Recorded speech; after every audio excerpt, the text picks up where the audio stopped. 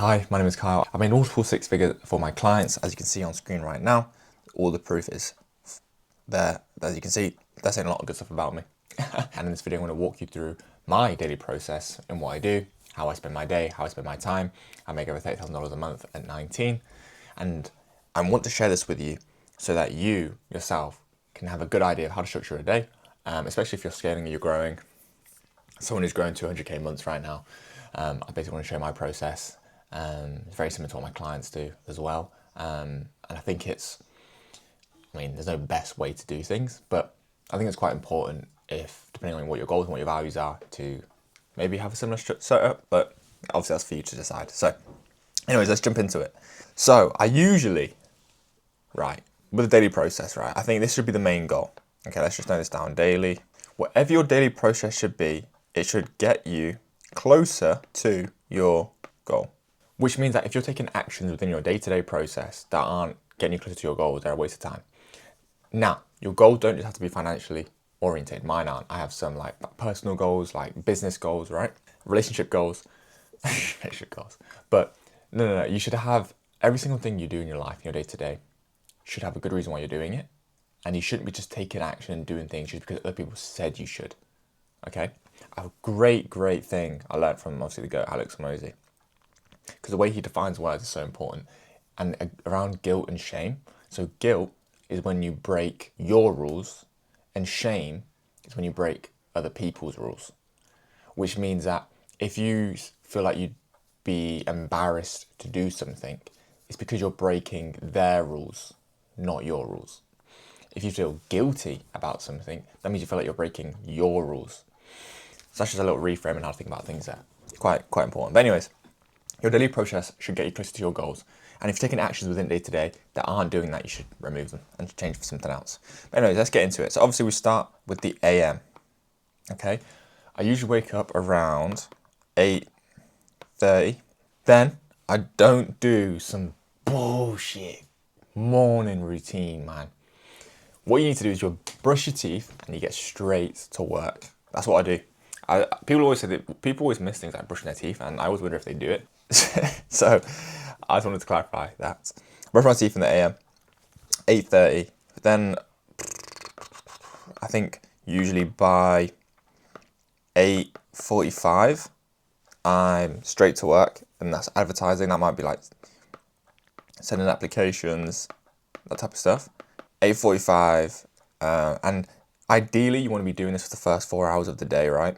I go to about 11. It takes me about 2 hours and a half to get all the advertising done. That's plus YouTube as well. The reason why I do advertising in the morning is because in the first 4 hours, you should be spending your time, right, working on your constraint. And any business who's under $1 million a year, and for most businesses, the constraint is demand. Which means that if you got more customers, could you take on more customers? And obviously, yes. So that means you need to work on getting more customers. So that's my goal there. Now, this probably won't be my my constraint for long. I think I'll be supply constrained very soon.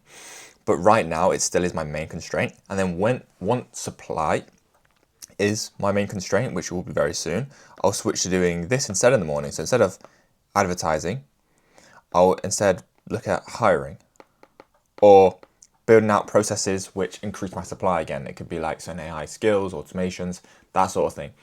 You're basically swapping in between supply constraint, demand constraint, supply constraint, demand constraint.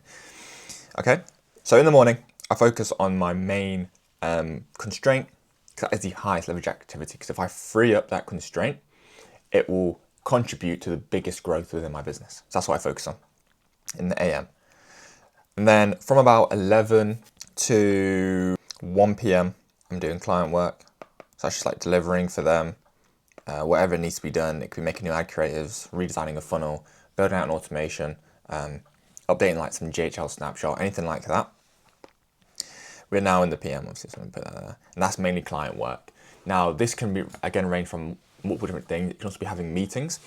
A cool thing that I've started doing, unless I absolutely have to, before 12 p.m., I don't take meetings, which means that I don't take meetings before 12 purely because I want those first 4 hours to be completely free.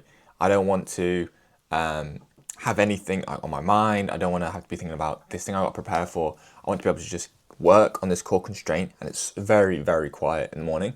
So that's the opportunity where I can get the most done, right? And if you are starting your day with meetings, unless you're like a sales rep, it's completely different.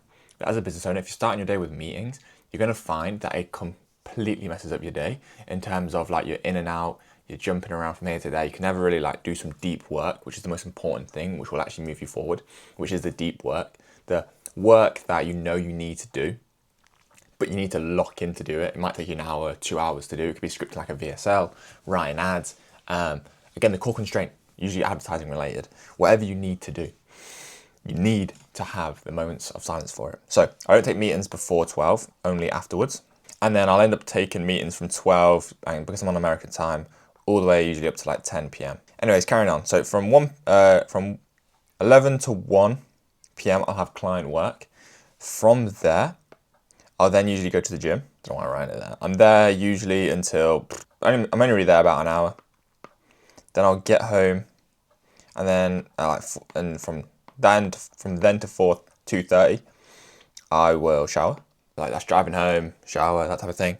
Now, 2:30.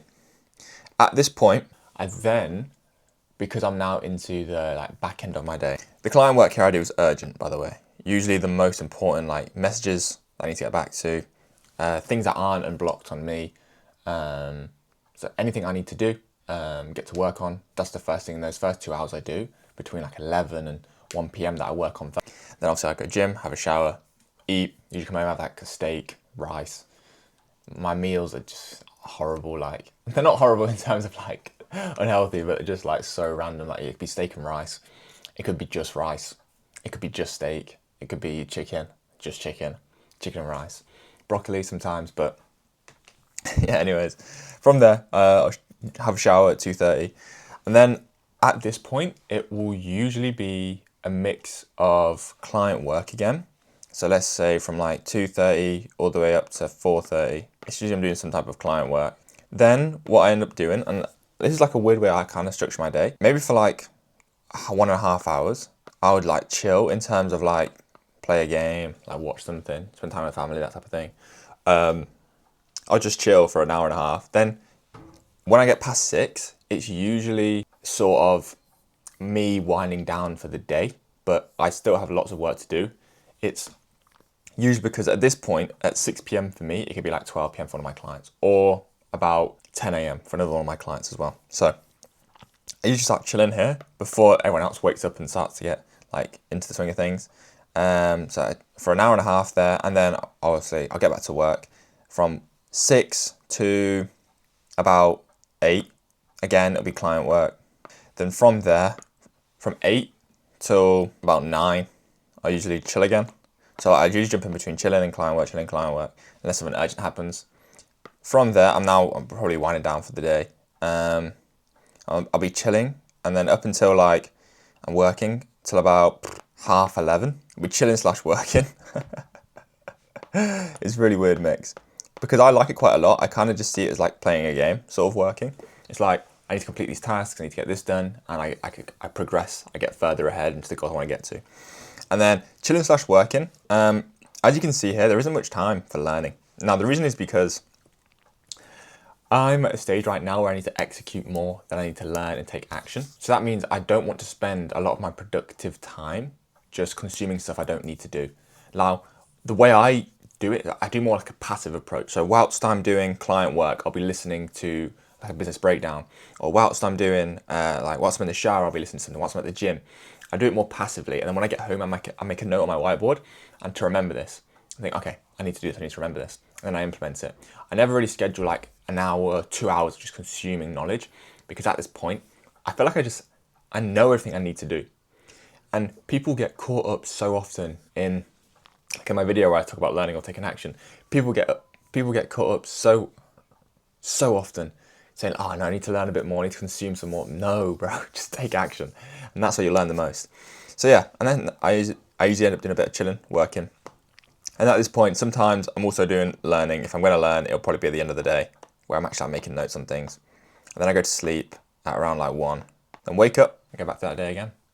So that is genuinely my cycle right now. And I quite enjoy it. I quite enjoy my life. It's pretty chill. On Sundays, the only difference on Sundays is that I don't do this part here.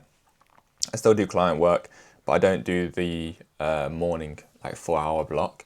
Because I wouldn't recommend at the start, depending on obviously what stage you're at, structuring like this. I think this is the most productive one. Obviously, you hear about like the 4 hours of advertising, 4 hours fulfilling, and then 4 hours building. So that's like the ratio people recommend. I mean, all the tasks that you do in terms of business should be related to one of these three.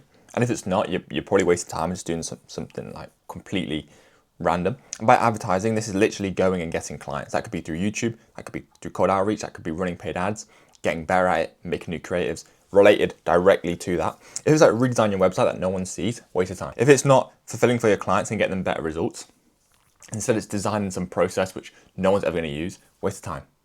And if you're learning or building things that are never, again, going to get used, you're just doing it because you like doing it, again, huge waste of time. Don't do that.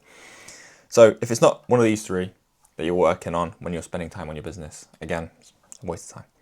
So I usually really end up only working 6 to 10 hours. It ranges really depending on the day of the week. So I kind of split these into smaller chunks. So for advertising, it's usually about 2 to 3 hours. Fulfilling is my largest of the day. That is definitely 4, sometimes even 6. Building right now is about 0 to 2. I'm not learning every day, it's more passive, so it's not as easy to identify. And the processes I build are already in place. And whilst I'm fulfilling, I usually do it simultaneously. Like, oh, this is a good idea. If I'm keep repeating this workflow, I should make a skill for this. That's how you get super leveraged in life. But no, anyways, I hope you guys found this valuable. Some people ask me what my day-to-day process looks like, so I wanted to share that. So you guys have a good idea on what it's like to be at 30K a month at 19. It's a lot of work. You do a lot of work. And yeah, but I think the life you design for yourself will always be the one that you choose. So you may as well consciously choose the actions you're taking. And all these actions that I take get me closer to my goals. I want to be happier in life, and I want to get to 100K a month so I can help other people around me, be more generous, I can work hard, I can take risks. And again, I just want to spend time with people I care about. So you need to obviously have time for that. So yeah, hope you guys find this valuable. Hope you found it interesting. And have a great rest of your day. Bye.